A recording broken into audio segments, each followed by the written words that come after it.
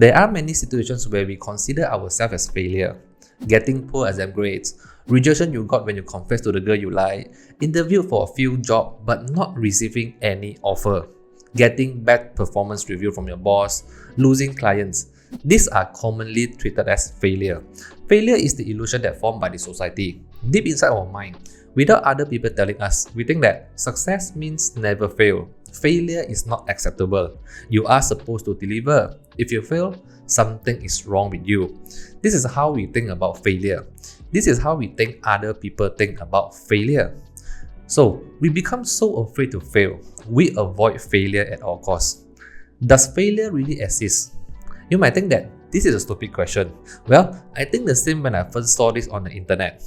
Just think about when you are playing video games. Your quest is to kill the monster, but you didn't make it. You failed to complete the quest. Does that make you feel like you are a failure? Certainly not, because there's no one around you to label you. You don't feel guilty of failing. You could just simply press restart and give it another try.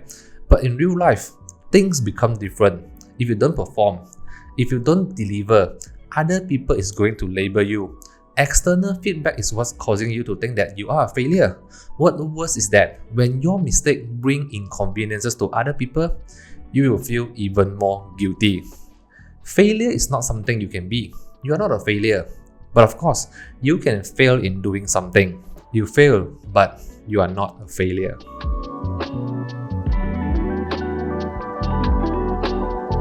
So, why we avoid failure? It has to do with the power of our imagination and our brain's ability to overthink. We always overestimate how bad is the consequences of our mistake and failure. When you knew there is a chance that you might fail in doing something, you do not want other people to laugh at you, you worry other people will disagree with you, you worry other people will label you as failure. But even if other people laugh at you, so what? Who cares? The stake is low. The consequences are not that bad. But our brain perceives it as high stake. It is like, I cannot allow this to happen. I don't want to be wrong. But sometimes, wrong is just wrong. It could make things complicated, disappointing, inconvenient sometimes, but it is not awful. One question that I found in reading this book, Right Kind of Wrong by Amy Edmondson. Are you playing to win or are you playing not to lose? When we have no confidence, even when the chances of failing are ever so slightly, our action will lean toward, I am playing not to lose. What's the difference? Playing to win means willing to take the risk in pursuit of challenging goals. Playing not to lose, which most people choose most of the time, mean avoiding situations where failure is possible. But we all know that playing to win is the better answer. However, this doesn't mean that we should fail blindly, experimenting everything without deep thoughts. We need to embrace failure, but we need to fail the right way. Amy introduced 3 types of failures in her book. Basic failure.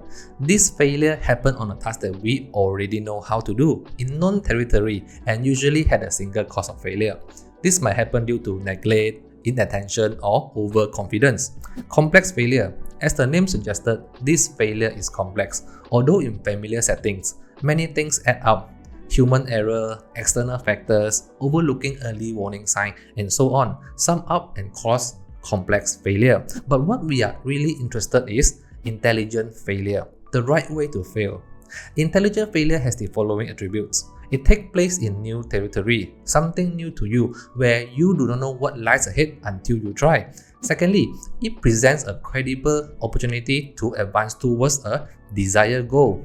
Number 3, it is informed by knowledge. In another word, hypothesis-driven, where you have already done your homework. And lastly, the failure is as small as it can be to still provide valuable insights. Simply means the stakes are low. When you are entering a brand new territory, let's say you want to learn photography where you have no experience at all. Back in your mind, you know that your first photo is going to look so bad. Maybe your next 100 shots are still going to look awful, but all the mistakes you make are the stepping stone for you to reach your goal. These are some photos that I shot when I just started out playing with camera. But every time you shoot, you need to study, try different settings, maybe different aperture, different shutter speed, new composition, or maybe new editing style. You need to try different settings different way, not doing the same thing over and over again, repeating the same mistake over and over again. It should be well thought.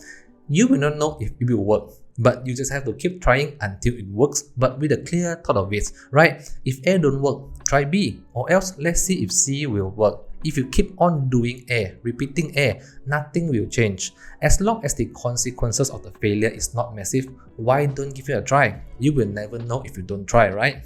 Well, I'm not super great now. I'm not a professional photographer, but yeah, without those awful photos in the early days, I would not be able to shoot these photos now. It is all learning process. Bad photos doesn't mean that I am a failure. I am relatively new to YouTube as I have less than 50 long form videos on my channel and I'm still figuring things out. In the early stage, I was so reluctant to tell the world around me that I'm making videos because I worry other people will judge me. Your videos are not getting views, your niche is not working, you can't gain sub. But I decided to go out there and make videos anyway. To be honest, if I look through the lens of intelligent failure, it is not all that bad. YouTube is new to me when I just started out back in October 31st, 2022. It is a new territory for me where I do not know where it will lead me and with many unknowns, but I have a desired goal to share what I learned from the book I read and what my life taught me to the people out there and hoping to help at least one person each video. I am also trying to study the data I have as I post more and more video to see what works and what don't work, and also I will look into other similar channels to see how they are doing it. Most importantly, the stake is low for me. It is like my life is not gonna fall apart even if eventually I fail to build my YouTube career. So remember the attributes of intelligent failure. If you can fill in the blank, why not give it a try? Just go for it. Don't be afraid to try it out. You will never know, really. Another thing that I learned is that we need to switch from knowing to learning. Because even if we know we made a mistake, we might not learn what we need to learn to avoid doing it again. It is like, I know I made a mistake, but if I don't look into the situation and take the necessary action to correct it, then I'm actually not learning anything. We will not learn if we don't learn to admit our mistake. It is hard to learn from the failures and mistakes that we hide or ignore. Only by discovering our own mistake, be courageous to admit it, then we can truly learn from it. However, when people know the blame is on them, they are more likely to cover it up. Then we will miss the opportunity to learn from it. We can stop this with blameless culture. You can watch another video of mine talking about blameless culture. I'll put the link right up here. Just like Ray Dalio said, I just want to be right. I don't care if the answer comes from me. We all just want to walk into the right path. It doesn't matter if you are wrong now, then later learn which is the right path for you, as long as you find it. Alright, have fun experimenting out there. Embrace fallibility. Failure and mistake is where we learn. Hit the like button if you think this video is helpful, share to our friends and family, and subscribe if you haven't already. I will see you in the next one. Bye bye.